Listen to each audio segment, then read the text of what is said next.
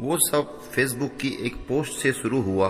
मैं एक entrance exam की तैयारी कर रही थी और इसी सिलसिले में मैंने फेसबुक पर कुछ पेजेस ज्वाइन किए थे। एक ऐसे ही तैयारी कर रहे ग्रुप के फेसबुक पेज पर मैंने एक सवाल पूछा और उसने इस पर कमेंट किया। वो ये एग्जाम दोबारा दे रहा था, इसलिए मैंने उसे फेसबुक पर ही एक पर्सनल मैसेज किया। इसके बाद हम दोनों की बीच बातचीत शुरू हो गई। फेसबुक पर यह बातचीत रोजाना होने लगी। हम दोनों एग्जाम के बारे में बात करते।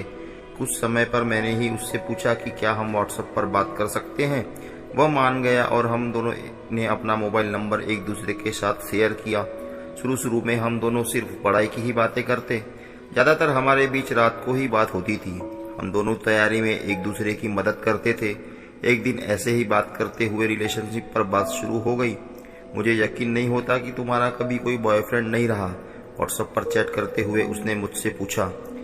मैं हमेशा पढ़ाई में ही लगी रहती थी, इसलिए शायद कभी किसी की जरूरत ही महसूस नहीं हुई। जब किसी लड़की का कोई बॉयफ्रेंड नहीं होता तो वो शायद यही बोलती है। मैं वैसे बहुत हंसमुख थी और मेरे बहुत सारे दोस्त थे, लेकिन मैं कभी किसी रिलेशनशिप में नहीं पड़ी थी। ये बहुत स्ट्रेंज है। मतलब मेरी भी एक गर्लफ्रेंड थी 2 साल पहले, लेकिन हमारा ब्रेकअप हो गया। मैंने जवाब में बस एक स्माइली भेज दी। फिर हमारे बीच किसिंग के बारे में बात शुरू हुई। मैंने अपनी जिंदगी में कभी किस नहीं किया था। ऑब्वियसली उसकी पहली रिलेशनशिप थी, तो उसने किस एक्सपीरियंस किया होगा। अचानक से उसने पूछा, अगर मैं तुम्हें अभी इस वक्त किस कर लूं तो कैसा लगेगा। जब मैंने उसका ये मैसेज पढ़ा तो मेरा चेहरा लाल हो गया। मैं उस वक्त बेड पर लेटी हुई थी और कमरे की लाइट ऑफ थी। मैं उसे कुछ ही दिन से जानती थी, लेकिन उसका यह सवाल मुझे बिल्कुल भी बुरा नहीं लगा था। मुझे नहीं पता हम एक दूसरे को जानते ही कितना है। हम दोनों तो एक शहर में भी नहीं रहते। मैंने उसे मैसेज लिखकर भेजा। शायद मुझे उससे इन सब चीजों के बारे में बात नहीं करनी चाहिए थी, लेकिन पता नहीं क्यों मुझे ये सब अच्छा लग रहा था। सोचो, अगर मैं तुम्हें जोर से पकड़कर अपने पास खींच लूं और तुम्हें किस कर लूं तो तुम क्या करोगी। सुनते ही मेरे तन बदन में गुदगुदी सी होने लगी। कुछ होने लगा था मुझे समझ नहीं आया कि और क्या बोलूं। वो जिस तरह से मुझसे फ्लर्ट कर रहा था मुझे अच्छा लग रहा था। मुझे पता था कि इन सब बातों का कोई अंजाम नहीं होगा। शायद इसलिए मैं उससे ये सब बातें कर पा रही थी बिना कोई प्रेशर या डिस्कम्फर्ट फील किए बिना।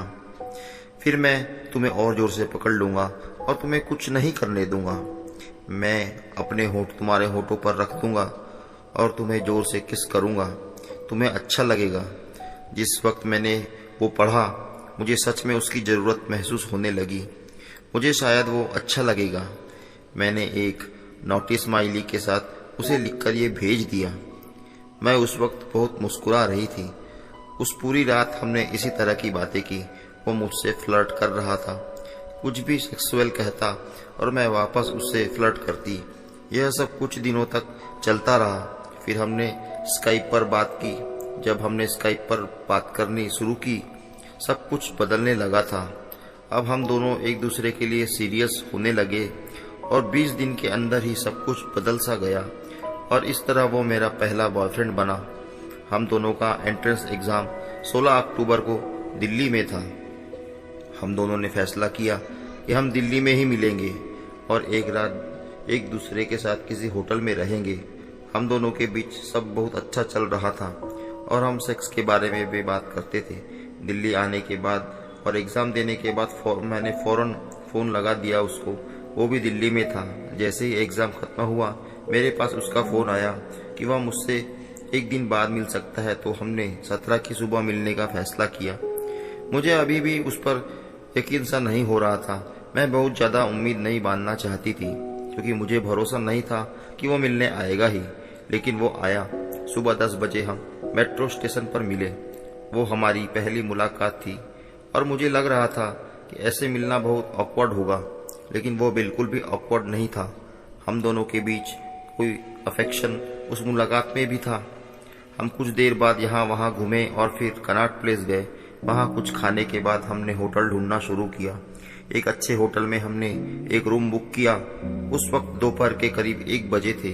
हम कमरे में जाकर फ्रेश हुए और वहीं बैठ गए। मेरा दिल जोरों से धड़क रहा था। फोन पर बात और चैट करने तक तो ठीक था, लेकिन उसके सामने बैठकर बात करना वो फीलिंग बहुत अलग थी। मैंने बहाना किया कि मैं थक गई हूँ और बेड पर लेट गई। उसने कमरे की लाइट ऑफ कर दी और मेरे साथ बेड पर ही लेट गया। मैं बेड के एक कोने में जाकर सिमट गई और खुद को ब्लैंकेट में छुपा लिया। वह बेड पर आया, उसने मुझे अपने पास खींच लिया। बिना एक शब्द बोले उसने मुझे किस किया। मैंने भी उसे वापस किस किया, उतने ही पोजीशन के साथ। धीरे धीरे हम दोनों आगे बढ़े। उसका हाथ पहले मेरी शर्ट के अंदर गया और फिर कुछ ही देर में हम दोनों एक दूसरे के साथ नेकेड लेटे थे। मुझे लग ही नहीं रहा था कि मैं उसके बस कुछ हफ्तों से जानती हूँ। हमारे बीच का वो कनेक्शन एकदम जादू की तरह था। हम दोनों की सांसें तेज और बहुत तेज होती जा रही थी। हम दोनों एक दूसरे में समा जाने को बेताब हो रहे थे। उसके हाथ तेजी से मेरे बदन का नाप लेने लगे थे, सिर से लेके पांव तक हर जगह छुआ था उसने।